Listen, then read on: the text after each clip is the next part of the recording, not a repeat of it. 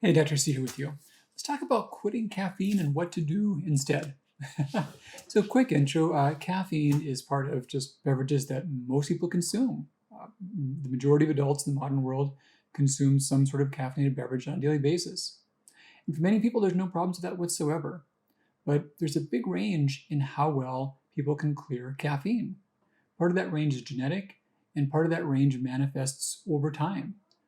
Age, different health conditions can change all of that.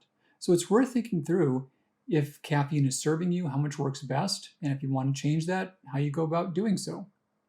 So for starters, let's talk about how caffeine works. And I think this is helpful to really orient what's going on in the body and get a better perspective on that.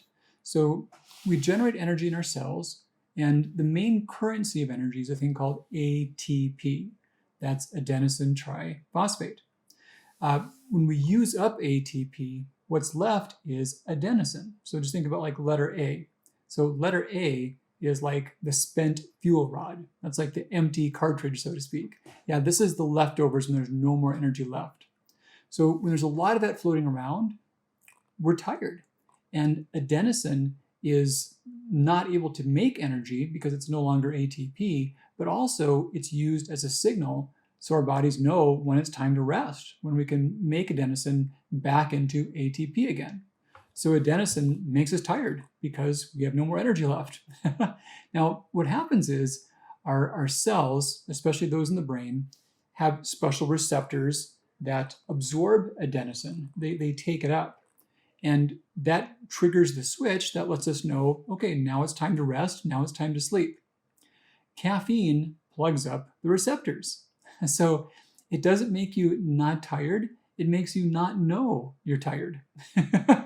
Subtle difference. It's not giving you energy, it's hiding your fatigue. It's masking your fatigue. So the adenosine is still there. Your body still has all this spent stuff, and it still lacks the critical fuel, but you just don't feel it. That's the difference. Now, what happens if you use caffeine regularly? Your body grows additional adenosine receptors, meaning you try harder to find it and you suck it up more aggressively. And soon you reach an equilibrium to where there's this larger than normal backlog of adenosine, but a certain amount of receptors that take it up. So on a day-to-day basis, you don't have more energy than anyone else, but you have times in which your energy is very low, and that's when you're undergoing caffeine withdrawal. So caffeine takes away caffeine withdrawal if you use it regularly, but it doesn't make you more than you would be if you were a non-caffeine user. It just stops withdrawal symptoms. And those withdrawal symptoms come on really markedly like 24 hours after a dose. So you wake up groggy and coffee solves that, and it feels like you need that. And you do in the moment, but your baseline doesn't need that. You're mostly just going through a withdrawal process. Now, curiously, caffeine actually does boost performance when someone's not a regular user.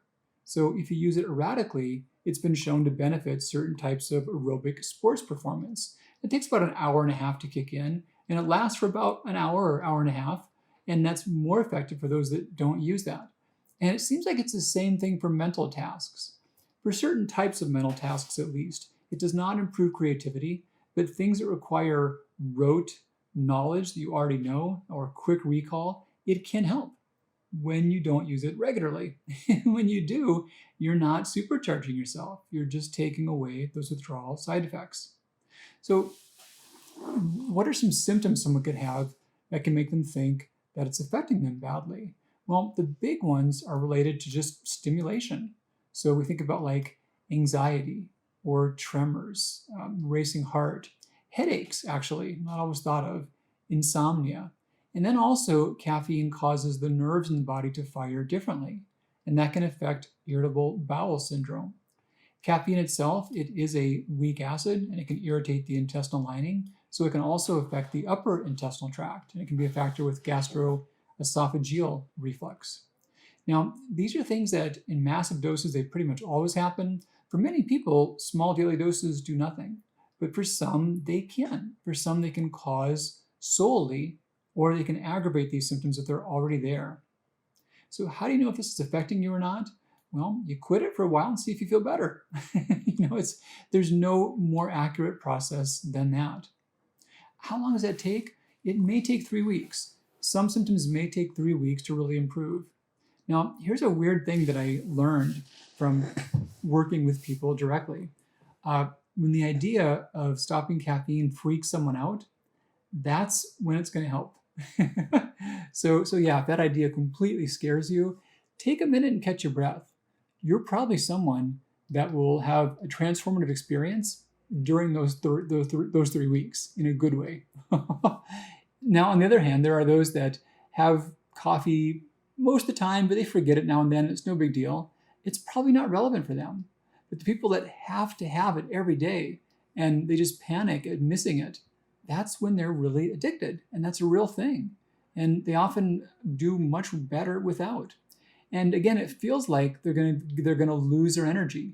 And they will for a while. They will feel more tired. What's going on is there's all that old adenosine that they weren't able to clear out, that now they're clearing it out. So for a few days, they're more tired than normal. No debate about that. But once they clear it out, now there's more ATP available. They simply have more ATP than they had before because they're not blocking their cells from taking it up. So they find they have better, more steady energy levels. They don't have those spikes right after ingesting coffee, but they don't have the drop-offs. They're staying at a much more even keel. So yeah, the paradox is that if it freaks you out, it's probably going to help you. So some thoughts about that in terms of just benefits of quitting. So there's quitting and there's simply reducing and being strategic. And I've never really told anyone you should definitely quit all of it forever, not until the end of time. But you want to be strategic about it and think about, you want to work out if it's affecting you. You want to give that trial and feel how it feels to be without it and know what your baseline function is. Once you know that, you're then in a position to where you can figure out how much you tolerate before you lose those benefits. And for most people, they can tolerate some. It might be smaller amounts. It might be mostly doing decaf. It might also look like taking a day or two off each week. Those are all valid strategies. There are some who decide that, hey, even little bits set me back and I'd rather just avoid it. That's your choice. Some make that choice and that's totally okay.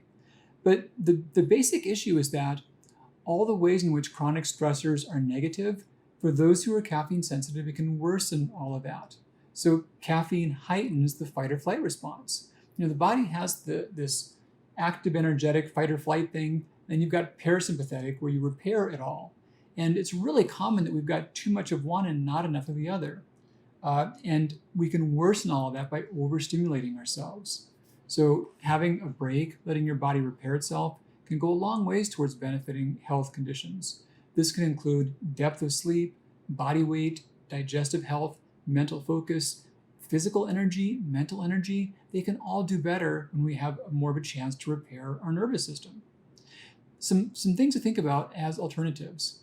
If the goal is mental focus, a really neat thing is lemon balm. The genus name of this plant is Melissa, and you can commonly find this available as a tea. It's pretty neat stuff. It tastes good and it helps mental focus, but it's not a stimulant. And that's kind of an unusual combination. Usually you get one or the other, but not both. But this is one that gives you both. Chamomile is another great one. And it's really underappreciated as far as how profound it is. But there's great data showing that it really cuts anxiety, improves cognitive function, helps the body unwind, reduces muscular tension, and extremely safe. A couple more tricks if you've gotten used to the flavor of teas or coffee. There's a thing called rooibos tea. And it's spelled kind of funny. It's spelled Rooibos. And I've seen a few variations on that too, but it's pronounced rooibos. So it's not quite spelled the way it's pronounced. But this is something where it's a lot like a black tea in terms of the taste and the consistency. And there's a lot of plain versions, a lot of flavored versions of it, and great. It's got some nice antioxidants to it, some polyphenols, but no caffeine issues to think about. The other thing is there's a lot of non-coffee-based coffees, like roasted plant type things. Dandelion has been a classic, but there's many that have made blends that are really tasty.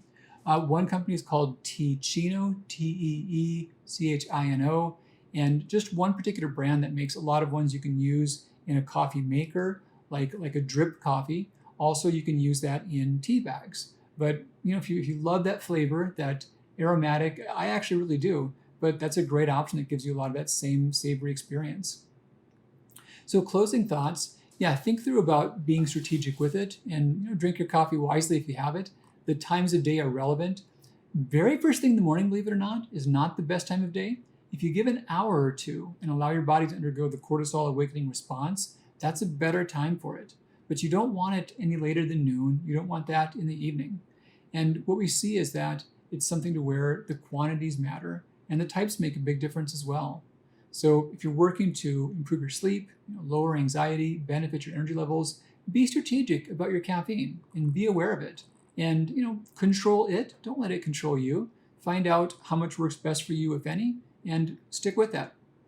All right, Dr. C with you. Take great care of yourself. We'll talk soon.